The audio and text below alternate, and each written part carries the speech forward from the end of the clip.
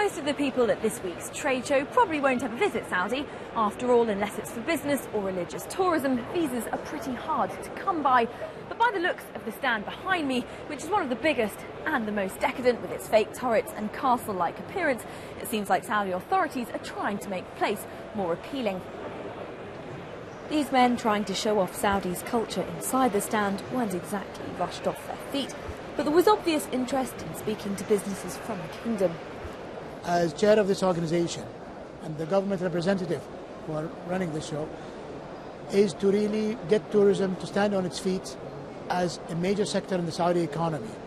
We believe so tourism, and our economic council and the council of ministers believe so, that tourism will be probably the largest job creator in Saudi Arabia.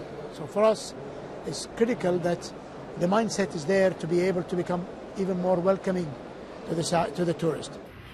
No doubt the past 2 years of regional unrest have concentrated minds. Saudi, like many parts of the Middle East and North Africa, has a huge youth unemployment problem, and expanding the tourism industry could help create much-needed jobs. But there's more to it than that. The government's been getting wise to its own people's potential. A recent survey showed that Saudis are the biggest spenders when they travel abroad, budgeting for an average of just over $6,500 a trip. Compare that with a global average of under $2,500, and that's reason enough to try and convince Saudis to stay at home and spend their money. And where better to do that than in cities like Mecca? Regarded as the holiest place in Islam, all Muslims have to make pilgrimage here at least once in their lives. Developers and international hotel chains have realised that putting money here makes sense, with rooms going for thousands of dollars a night during religious festivals. It's a religious destination for over 1.6 billion Muslims around the world.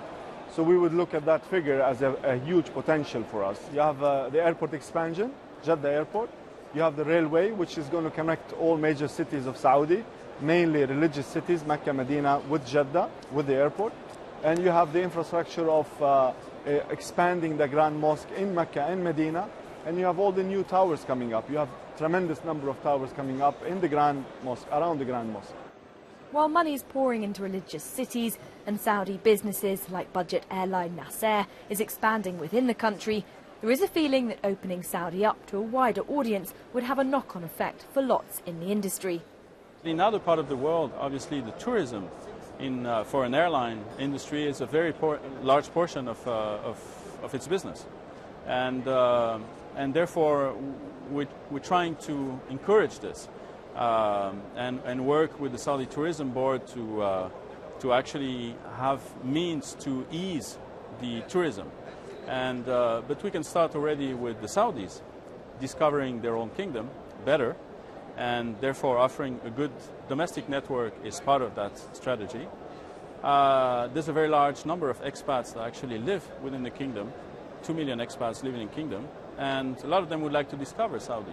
So we have to build in the infrastructure so that it's there present. And as the time goes by, I'm very optimistic in the fact that as the time goes by, we'll ease the tourism, at least coming from the GCC, which they don't have the same restrictions, obviously, to not only come to Mecca, but to discover and visit other places in the kingdom. There's certainly been interest here at the fair, at least in the freebies that Saudi's been giving away. But until the country relaxes its tourist rules, it looks like there'll be more people pushing their luggage around these stands than packing their bags for Riyadh.